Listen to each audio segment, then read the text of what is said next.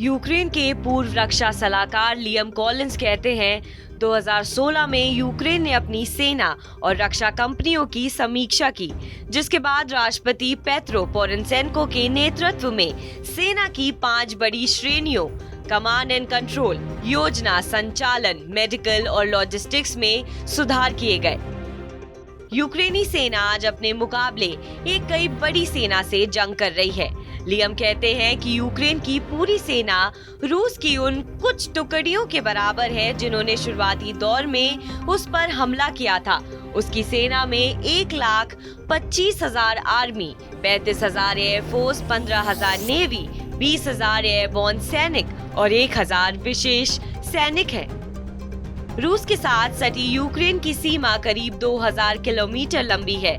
ऐसे में ये अंदाजा लगाना मुश्किल होता है कि अधिक ताकतवर हमला किधर से होगा, लेकिन मुझे लगता है कि यूक्रेन इसका आकलन करने में कामयाब रहा।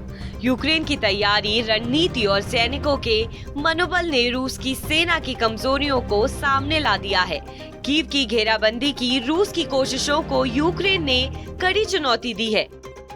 वो कहते हैं यूक्रेन के लिए ये लड़ाई महत्वपूर्ण है क्योंकि उनके लिए ये उनकी आजादी की लड़ाई है।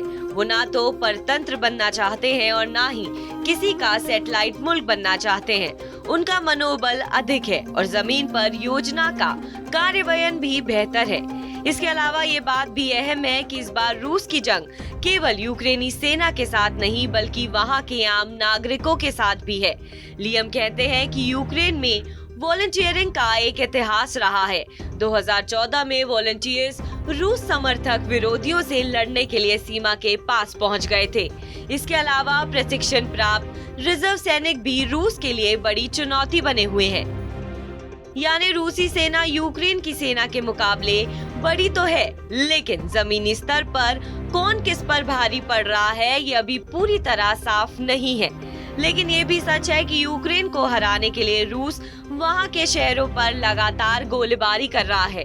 जिन इलाकों की घेराबंदी की गई है वहां हजारों लोग मुश्किल हालात में फंसे हुए हैं और लाखों लोग जान बचाकर भागे हैं।